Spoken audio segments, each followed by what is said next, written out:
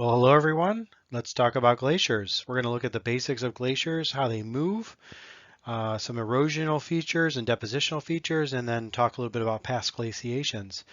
Next time we'll talk about how the glaciers came to be from climate and climate studies. So first, the basics. A glacier is a large, long-lasting mass of ice formed on land that moves downhill under its own weight. Gravity is the main force driving glaciers. Glaciers are known as part of what we call the cryosphere, which is all the frozen water on Earth, which is distinguished from the hydrosphere, which is rivers and lakes, all the liquid stuff. About 75% of the world's supply of fresh water is locked up in glacial ice, which is why groundwater is so important. It's the remaining large reservoir of that liquid water for us. Glaciers develop as snow at the very northernmost points of the glacier where snow accumulates. It recrystallizes into first firn and then glacial ice. The firn is kind of like the chunks of water that have frozen in. The snowflakes have kind of granulated before it gets into glaciers. Glaciers can only form where more snow accumulates during the winter than melts in the spring and summer at the end of the glacier. There are basically two places where glaciers will tend to form, and that is one in the upper elevations. They call them alpine glaciers. These form valley glaciers, and we'll talk about those, as well as continental glaciation, which covers large land masses and areas on Earth, typically in the northern and far southern regions where the Earth is the coldest. But as we know, the glaciers did intrude on this area long ago. Glaciation occurs in areas cold enough to allow that accumulated snow to persist from year to year. And so that's what we're looking for when we look at glaciers. Of course, two large regions that we have glacial ice is on the island of Greenland and Antarctica. And you can see pictured here the level, sea level there and the glacial ice on both Greenland and Antarctica.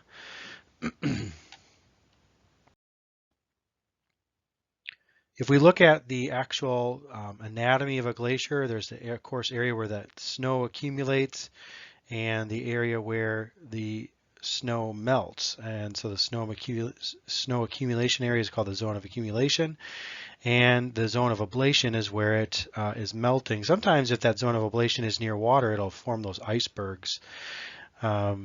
But if you have more snow accumulating than you do melting, this is a positive budget, which is when the glaciers will actually start to advance further along. And a negative budget is where the glacier is receding, that it's shrinking faster than it's growing. There is an equilibrium line where that separates the zone of accumulation from that of the ablation. And depends on kind of how the overall climate is behaving with the glacier. Let's talk about how these things move. All right, so if we talk about the movement of glaciers, we note that the force of gravity is the main force dragging the glacier along. It slides along the bottom plastically and kind of flows over the top as well. They call this a lot of the flow of the glacier a plastic flow, which is where kind of the glacier moves, but it moves ever so slowly under great pressure. And it scrapes along the bottom. That's called basal sliding. And then there's an overlying rigid zone where crevasses form, which are those fractures formed in the upper rigid zone as the movement takes place. Because of all the friction on the sides and bottom, the glacier has a tendency to flow the fastest at the top center and slowest along its margins. You can see a little diagram here showing the different kinds of movement. You can see here this how this is kind of bent along here in this area, showing that the glacier is moving pretty fast in this zone, but slower in the lower zone. And that's typical of glaciers.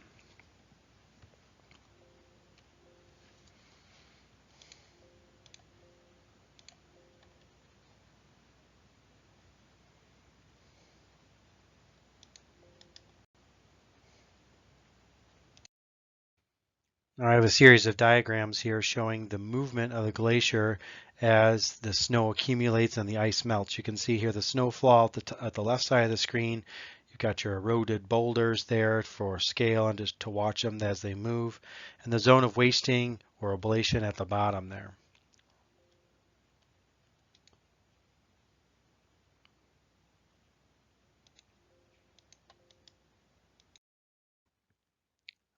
All right, so we note here how the snow begins to fall. It compacts the ice.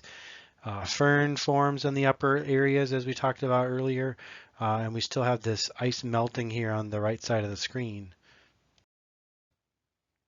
And then we see the rate of accumulation there is greater than the melting, so the glacier advances. And you see the direction of ice flow there as the zone of accumulation continues to gather snow, and the zone of wasting is not able to catch up, so the glacier advances along. Now, if the rate of melting equals the rate of accumulation, the glacier stops advancing and you reach equilibrium. In an equilibrium, the glacier doesn't appear to change position, but the ice is always in motion, moving from the higher areas of concentration to the lower areas of concentration like a conveyor belt. It brings the eroding rock and sediment and soil to the terminus, to the end of the glacier, and it collects there as the ice melts. Eventually, what you do is you leave behind a moraine. As the glacier retreats in the zone of wasting, even though the ice is flowing, the zone of wasting the glacier is melting faster than the rate is accumulating. All that stuff begins to accumulate at the bottom of the glacier to form that moraine. And it says here, melting ice deposits and rock and sediment create distinctive landforms. We'll talk about those moraines down further along. As the glacier retreats, it continues to leave behind all the stuff it picks up along the way, and the zone of accumulation is not accumulating that snow fast enough to make it grow. And the melting ice deposits rock and sediment, and glacial deposits create distinctive landforms. Here we have a nice diagram showing the zone of accumulation there, those crevasses that occur in the top part of the moving glacier, as well as the zone of wastage there where everything's melting, excuse me, and the moraine there at the end. Glaciers do a lot of eroding, so let's take a look at that. Glaciers are heavy. They push down on the rocks below and they pluck rocks fragments and cause them to break and crush up and scrape up the land surface. It actually polishes rocks. It causes these scrapes in the direction that the glacier moves called striations. And that powder created from the crushing of the rock, that's called loess, which is kind of like a rock flour, I guess, if you will. The erosional landscapes of glaciers are produced in many varieties. We'll start here with the valley glaciers. They produce these U-shaped valleys in contrast to the V-shaped valley that you would see in a river. Here's a V-shaped valley in the river here. I'm going to show you with the mark here. But the V-shaped valley of the river, typical of a river, is different than a U-shaped valley, which is the big glacier using its great weight to carve through. There are hanging valleys, which are kind of like tributaries for other valley glaciers. You can see this is kind of a hanging valley right here in this location. Cirques are kind of almost ice cream scoop shaped cuts out of the sides of the mountain, half bowl shaped recesses where glacial valleys form from all the weight of the glaciers carving through. Arêtes are the sharp ridges left behind, and particular peaks of the arêtes are called horns. So that's kind of how those look there. Here are some great pictures of U-shaped valleys. Here you can see the U-shape in this particular valley, and then here's another U-shaped valley, and then here's a nice hanging valley where you see the glacier feeds down below. So a couple of beautiful features we see in alpine glaciers. Here also we see cirque, that steep-sided half-bowl-shaped recess carved in the mountains by the head of the glacial valley. Um, and then you can see kind of pictured on the right there the diagram of how a cirque might form with all the heavy glacial movement carving out those boulders along the mountainsides.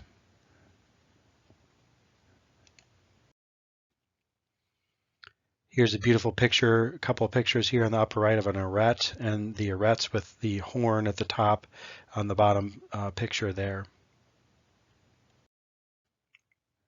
Glaciers also deposit lots of stuff, from everything from small, fine rock powder to huge boulders. The general name for unsorted, unlayered glacial sediment is called till, glacial till, and till is often the main constituent of the lateral, medial, and end moraines that you see pictured on the glaciers there. So we'll talk about each of these features, these moraines here, these basic big hills left behind by glaciers. Other deposits include glacial outwash, which is kind of the meltwater stuff that comes off the end of the glacier. And then the very finest material, that rock flour, that powder crushed up by the powerful glaciers, that's called loess. And that's the typically transported by by the wind. And then there's also huge boulders left behind by glaciers. Oftentimes you'll see huge boulders in the front of a farmhouse from where a farmer plucked it from his or her field. These are glacial erratics, huge boulders left behind by glaciers. Here's a nice picture of till. It's a non-stratified, poorly sorted drift deposit, and that's very indicative of what glaciers leave behind in those big hills. Hills of till. We also see here a picture of in glacial erratic in Yellowstone National Park. You can see the 6 foot, the height of a person there. Glaciers can pluck up and carry huge boulders thousands of miles. Here's some nice pictures of moraines, hills left behind by the glacier as it melted, dropping sediment as it melts in a conveyor belt style fashion until you get these large hills. Many of the hills around the areas in Malta are moraines. Lateral moraines are those elongated ones that go with the flow of the glacier. Medial moraines are the ones that are kind of in the middle of the lateral moraines. And then you have your end moraines, which are the ones where the meltwaters drop all the larger stuff and the till. So these are nice pictures of moraines here.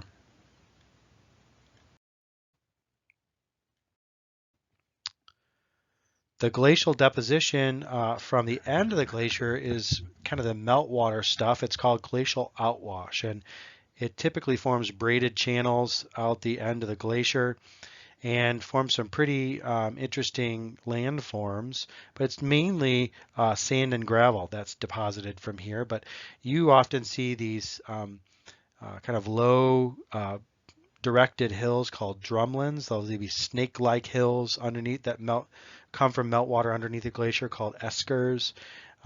Kettles and kames being also deposited from underneath the glacier. So even lake sediment producing varves, which are layered lake sediments from these glacial lakes that were left behind. You can see this diagram showing each of these features I discussed in the last slide there. You got your end moraine there at the end of the glacier in the upper left here. You got these low hills called kames, which are similar to moraines. The kettle lakes, which are the little lakes left behind by the meltwaters. Eskers, those snake-like flows that occur underneath the melting glacier. The outwash plain itself with all the sand and gravel that it deposits. And then you can see the drumlins there in the top middle of the picture, kind of those directed hills from the glacial flow.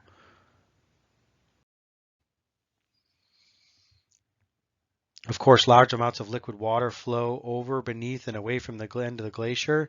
So you can see pictured here the outwash, the kame, and the till. You also have these layered lake deposits called varves. You see those pictured here. Whoop. You also see here pictures of layers of layered sediment from the glacial meltwater called outwash. This is a stratified drift. In other words, a big hill left behind by the glacier, and it's got layers of outwash and till and all that good stuff deposited by glaciers. You can see these kames, mounds of till released by melting ice, and drumlins, directional hills forming as the glaciers flow along. Here's some drumlins from Manitoba. And the snake-like deposits developing kind of from conduits that of meltwater underneath the glaciers, eskers. And here's one from Manitoba as well. Let's discuss some of the past glaciations. So we've had several large-scale glaciations that have formed over North America, over much of Canada, and then into the U.S., creating these great lake basins, gouging out the bedrock to form large lakes, including Lake Winnipeg and the Great Lakes. Recessional moraines left behind in the retreating upper ice sheets in the U.S. and Canada. So lots of landscapes formed from these retreating glaciers and advancing glaciers. Here are some of the major ancient glacial lakes outlined in pink. The remnants today listed in blue as well, are shown in blue as well. But you can see the Great Salt Lake there, just a small lake now, has much of it, and most of it is evaporated away, leaving that nice salty water. But it used to be the Great Lake Bonneville, an ancient pluvial lake formed from a lot of rainfall in that kind of Great Basin area. There was a large lake called Glacial Lake Missoula. It was a lake of meltwater that was that had kind of dammed up a bunch of ice at the end of the lake, and that ice dam formed this huge lake. Well, the ice dam broke actually and washed across much of eastern Washington State, causing the so-called channeled scablands, which are just kind of like areas that don't have much in the form of topsoil because it was all washed away from that great flood. It's probably one of the largest floods ever, actually. Up where Lake Winnipeg now exists, we had the Glacial Lake Agassiz, a very large glacial lake of glacial meltwater, and of course the Great Lakes left behind there. Also pictured there many of the moraines left behind by some of the more recent glaciations. Kind of discussed all this stuff on the last slide there. There's outlines here on this slide, Lake Bonneville and Lake Missoula. Because the glaciers were on the land, much the sea level was pretty low, and so some of the erosion from the glaciers actually was below sea level. And so as the glaciers melted and the sea levels rose, some of these areas were filled back in by the seawater that were ultimately or previously carved by the glaciers, and these are called fjords. Pictured here on the bottom right, you see a picture of a fjord, a glacially carved area that's filled back in with rising seawater. Here's a fjord in Norway, and the Hudson River section here, fjord. Glacially carved valley flooded by the sea. 4 major advances in North America are named for the states where prominent terminal moraines are found. There are 4 major glacial events in the last 100,000 years, and they are called the Nebraskan, the Kansan, the Illinoisan, and the Wisconsin. And you can see the Wisconsin was the last one to come through. It's the area in orange located there, but we also have the Illinoisan, which was just before that one in pink. It reached down all the way to the southern part of Illinois, leaving behind lots of moraines there. The Kansan, leaving behind a lot of moraines there, reaching down to Kansas, and the Nebraskan there in purple. You can see the dashed line, but not much of it. Much covered by the Kansan as it came through afterward. Also of interest in the center here is this driftless area through that west central Wisconsin. You may have been through there before. It's very beautiful landscapes where the glaciers didn't make it through, and there are various theories as to why this is not, why this happened. But nonetheless, there's a so-called driftless area that stretches all the way from Dubuque all the way up through La Crosse, Wisconsin.